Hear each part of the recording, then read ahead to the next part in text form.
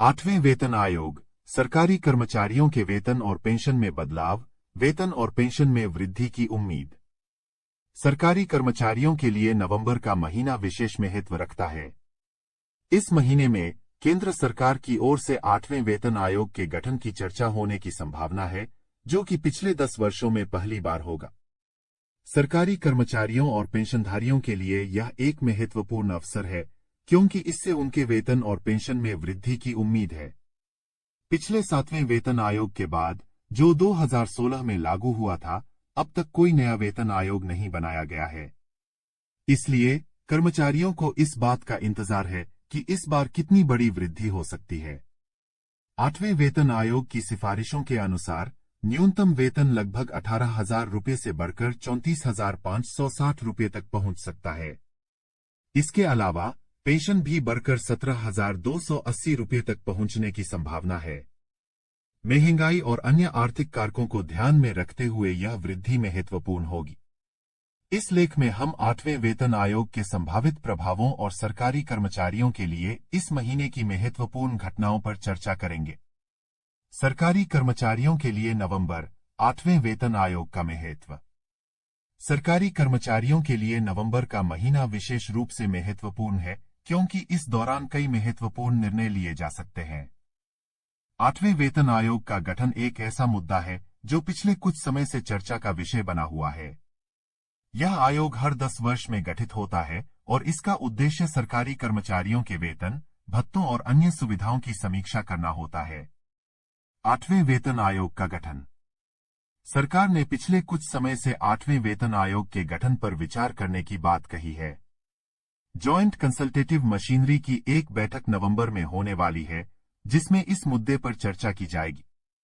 JCM एक ऐसा मंच है जहां सरकार और कर्मचारियों के प्रतिनिधि मिलकर सेवा शर्तों से संबंधित मुद्दों पर चर्चा करते हैं।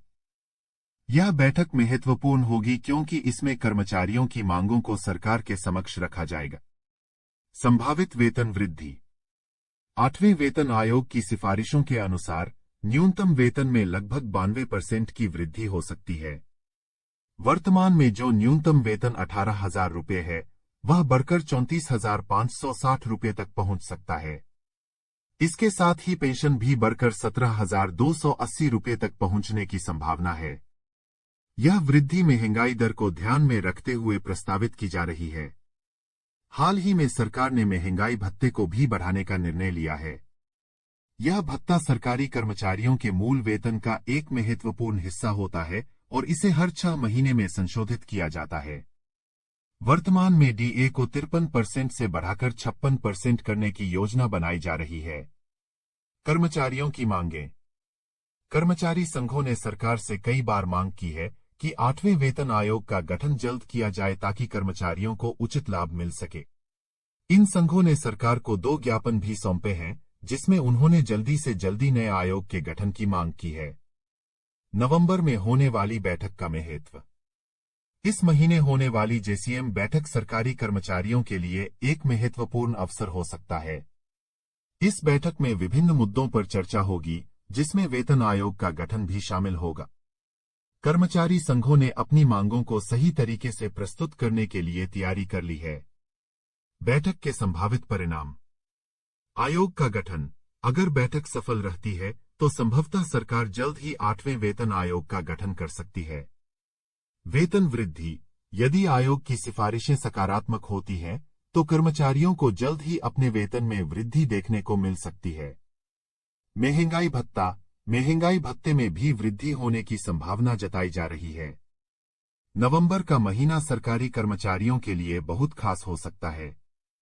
आठवें वेतन आयोग का गठन और संभावित वेतन वृद्धि उन सभी कर्मचारियों के लिए राहत लेकर आ सकती है जो लंबे समय से अपने वेतन और पेंशन में सुधार की उम्मीद कर रहे हैं।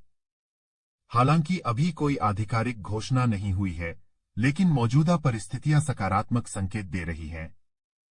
साथ ही पुरानी पेंशन योजना की बहाली को लेकर कल का दिन है बेहद खास। NPS खत्म, OPS बहाल। केंद्र सरकार ने NPS में सुधार कर एक नई योजना यूनिफाइड पेंशन स्कीम UPES की घोषणा की है, जिसे अप्रैल 2025 से लागू करने का प्रस्ताव है। लेकिन इस योजना से सरकारी कर्मचारी संतुष्ट नहीं है। उनका कहना है कि यूपीएस केवल एनपीएस का एक विस्तारित संस्करण है और इसमें सामाजिक सुरक्षा और गैरअंशदायी पेंशन के लाभ नहीं मिलते। पुरानी पेंशन योजना की बहाली। ओपीएस एक गैरअंशदायी पेंशन योजना थी जिसमें कर्मचारियों को सेवा समाप्ति के बाद उनकी अंतिम तनख्वाह का 50% पेंशन के रूप में मिलता था। वर्तमान में पेंशन पात्रता के लिए 25 वर्ष की सेवा अनिवार्य है। कर्मचारी इसे घटाकर 20 वर्ष करने की मांग कर रहे हैं। कर्मचारी चाहते हैं कि अंशदायी निधि को जीपीएफ की तरह मान्यता दी जाए और सेवानिवृत्ति पर ब्याज सहित राशि की वापसी सुनिश्चित की जाए। यूपीएस एनपीएस में मिलने वाले लाभ पुरानी पेंशन योजना के बराबर नहीं है। कर्मचारी मांग कर रहे हैं कि वीआरएस, स्वैच्छिक सेवानिवृत्ति या अनिवार्य सेवानिवृत्ति के मामले में संपूर्ण राशि लौटाई जाए। इसमें सामाजिक सुरक्षा सुनिश्चित हो।